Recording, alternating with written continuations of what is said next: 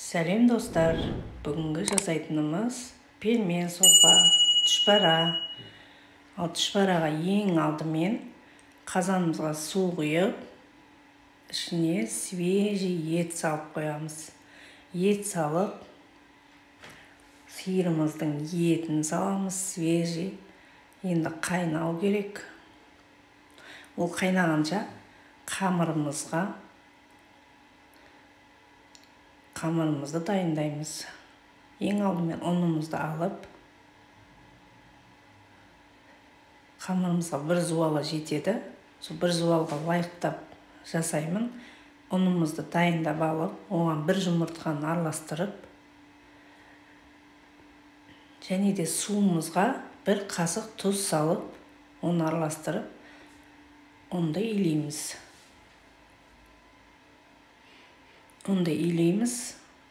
Ұнды қамырды қаттырақ қып илейміз. Пельменге қаттырақ қып илеу керек. Енді сол қаттырақ қып илеп алып,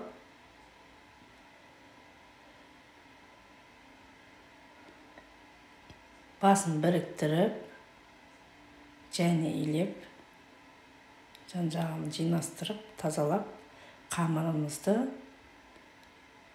қаттырақ қып осылай илейміз.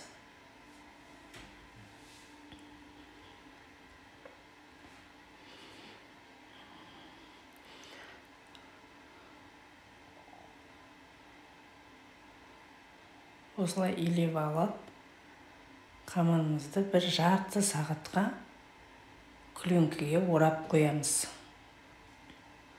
Күленке бастырып қойып қоямыз. Басы бірігу керек. Күленке орап, бастырып қоямыз.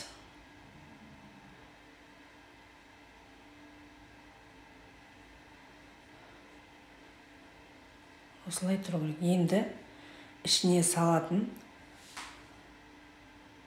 картошка, сәбіз, пияз, осыларды қабығын аршып,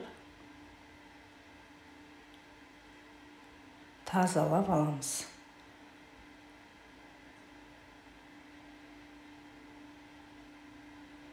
Картошканың сыртын қабығын жұқалап аршимыз. Осы 2-3 картошка қосамын мен. Осылай аршып,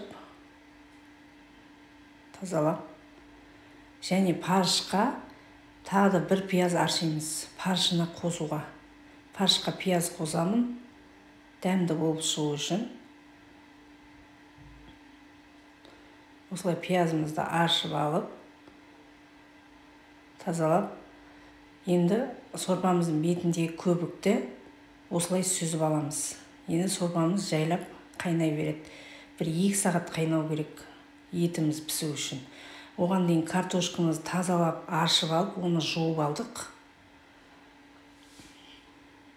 Енді пиязымызды турап сорпамызға саламыз. Сорпамызға салып, қайнап жатқан сорпамызды саламыз. Етіміз қайнап жатыр. Әдемі болып.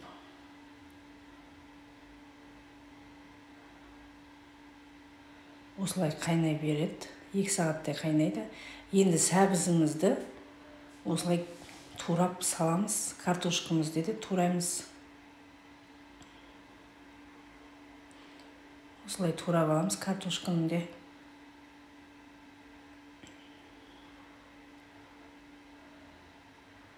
Және осыны картошка сәбізімізді қайнап жатқан сорпамызға салып жібереміз. Бұлар да қайнап дәмін береді сорпаға.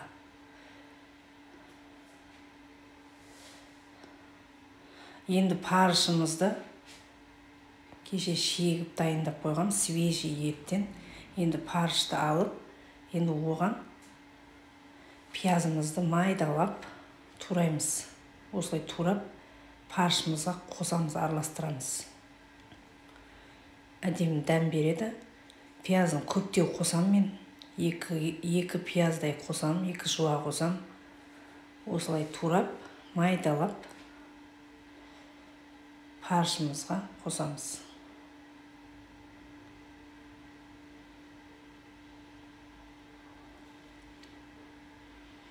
Осылай қосып, оған бір қасық тұзымызды саламыз. Сосын бір қасық қара бұрыш сап жібереміз. Қара бұрышымызды салып, қолымызбен фарш пен пияз бұрышты араластырып еземіз. Әбден араластырамыз. Осылай араластырып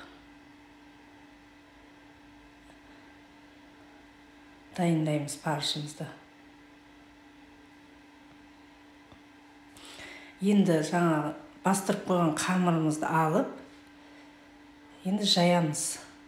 Қалың емес, жұқа емес, сондай көлемде жайылады. Қамырымыз әдемілеп жаямыз.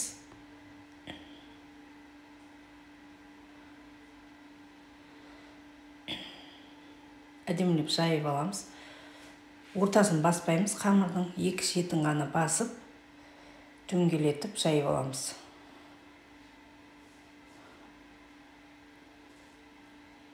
Осылай жайып, қамыр жайғанды өте жақсы көремін мен. Осылай әдемі ғып, дөңгелек боп, өзі зуала дөңгелек боп тұрса, қамырыңда дөңгелек боп шыға келеді негізі. Зуалаға байланысты да қамырың жақсы иленіп, жақсы бастырылып тұрса, тынып тұрса, қамыр деген дөңгеленіп, әдемі боп шыға келеді. Осылай жаямыз, әдемі. Енді ұнның килограммын жазбайым. Өздеріңіз енді ұнды қанша саласыздар, өздеріңіз білесіздер. Мен енді бір зуалаға лайықтап ұн салып иледім. Енді осылай жайып алдық. Әдемі қамыр болып шықты. Жұқа емес, қалың емес, орташа. Енді осылай пельменімізді осылай істейміз. Сөйтіп 4-3-ті формаға енгізіп аламыз пельменімізді. Осылай кесеміз. Осылай кесіп,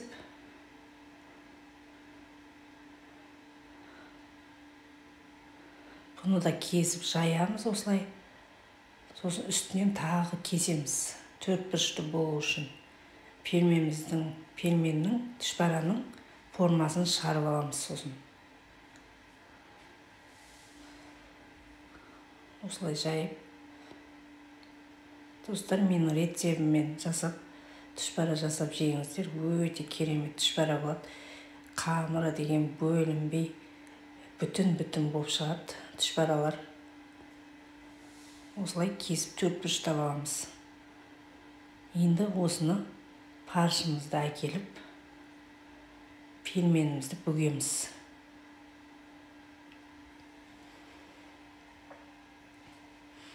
Осылай фаршымызды әкеліп, пельменімізді осылай бүгіп аламыз. Осылай бүгеміз. Әдемі болып шығып тұр. Дана-дана болып.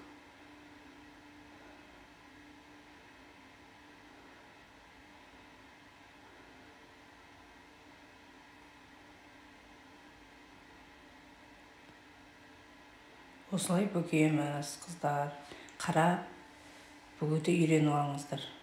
Осылай әдемі болып түшпәрамыз шықты. Енді дайын түшпәраны сорпаға салып аламыз.